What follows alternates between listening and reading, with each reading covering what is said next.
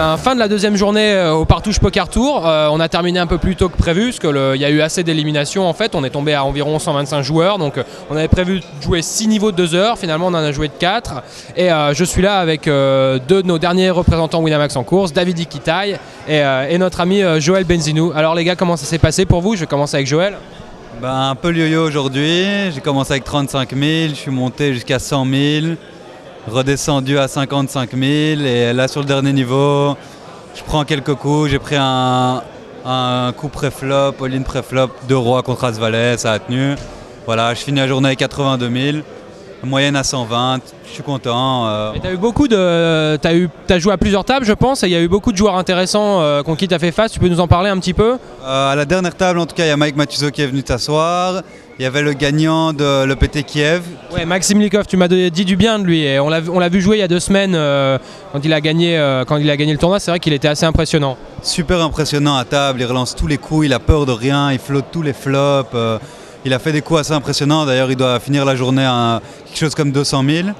Vraiment un très bon joueur. Il est 2 sièges avant moi, donc c'est vrai que j'ai la position sur lui. Mais bon, il attaque tout le temps les blindes. Quand j'étais short stack, je ne pouvais pas vraiment défendre. Et là, ça va. Maintenant, il me respecte un peu plus. Bon, j'ai perdu un gros coup contre lui en début de partie. J'ai repris un coup. Voilà, au final, ça se passe plutôt bien. Demain, on va reprendre. On connaît la table. Et le reste de la table est un peu fiche. Donc j'espère, à part Mike Matuso. Mais est-ce que tu sais si tu as la même table demain alors? Ouais, on a la même table, le même siège. Il n'y a pas de tirage, nouveau tirage au sort? Pas de nouveau tirage. Donc ça va, moi je suis quand même assez content, à part le russe, mais à part ça j'espère que ça ira, quoi. On va essayer de continuer de monter les jetons demain. On verra, c'est déjà bien d'être au jour 3, je suis déjà content. Très bien, et en ce qui concerne Davidi, alors assez short stack toute la journée, mais aussi là aussi ça a été mouvementé. Ah, très mouvementé toute la journée, je me suis vraiment battu, j'avais un petit tapis, je jouais de manière tight, il n'y avait pas trop le choix. Et puis là, en fin de journée, on m'a amené à la droite d'Antoine Saout. Première fois que tu joues avec le peut-être futur champion du monde? Voilà, donc il avait un tapis de 450 000 quand moi j'avais. Il paraît qu'il est en plein cul. Hein. Alors que moi j'avais 40 000 et je peux dire qu'il runait good comme. Il run comme on l'a comparé à Jésus, à part. Il n'a pas les cheveux longs comme toi, mais à part ça, ça s'y rapproche, il paraît. C'est assez énorme, quoi. Il a touché à une paire de 5, flop roi 4-5, un type à As-Roi, le type à paire d'As. Enfin, il vit dans un rêve encore. Et il a aussi relancé à 4000 avec paire de roi, un type met 120 000 all-in avec paire de 10. C'est énorme ça, c'est beau. Voilà, et le 10 vient en flop et il fait une runner straight. Bien sûr, à un moment, je me suis dit, oula, Antoine Saout des chats, c'est pas possible. Et bien sûr, il a fait la straight à la river. Sinon, moi, j'ai pris tous mes jetons sur lui. J'en ai profité justement que... Mais attends, tu termines à combien là? T'as été short toute la journée? Ah, je termine la journée à 99. Ah ouais, c'est beaucoup mieux que ce que t'avais il y a pas si longtemps. Ouais. Voilà, j'ai décidé de prendre plus de risques à la fin de journée parce que les gens jouaient plus trop.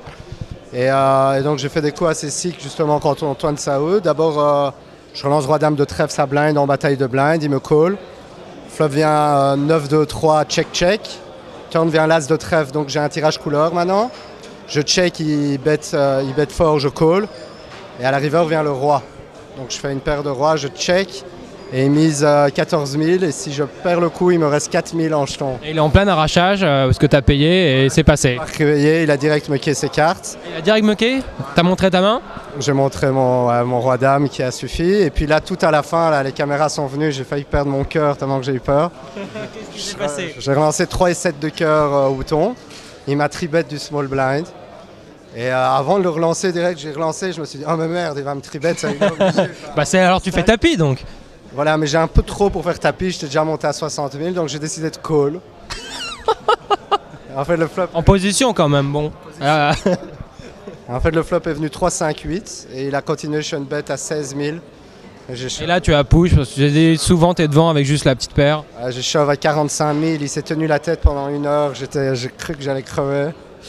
Et il a fini par fold. Maintenant, je vais montrer mes cartes. Je lui ai dit, je suppose que j'avais la meilleure main, mais Je suis pas encore sûr, il m'a dit oui, j'avais 2 overs, mais il pouvait avoir une paire de 4 dans la même situation. Il a vraiment réfléchi très très longtemps. Bon, et Davidi, la question que tout le monde se pose, c'est cette fameuse main contre le joueur un peu excité tout à l'heure, quand il y a Dame Valet 8, il y a 2 cœurs au turn, tu as réfléchi très longtemps, tu veux nous dire ce que tu avais ou tu veux le garder pour toi? Lui, il avait brelan de Dame. Je l'ai déjà dit à Junior, j'avais paire de 9 en fait, mais j'ai hésité longtemps pour être sûr de ma décision.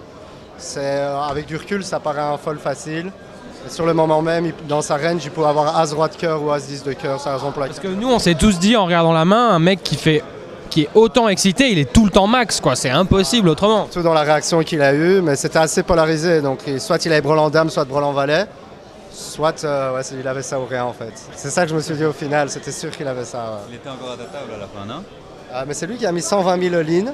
Ah, donc il est éliminé. Bon bah, bien joué alors. Ouais, merci les gars et on se donne rendez-vous demain, nos amis belges. Merci. Merci, à plus. Ciao.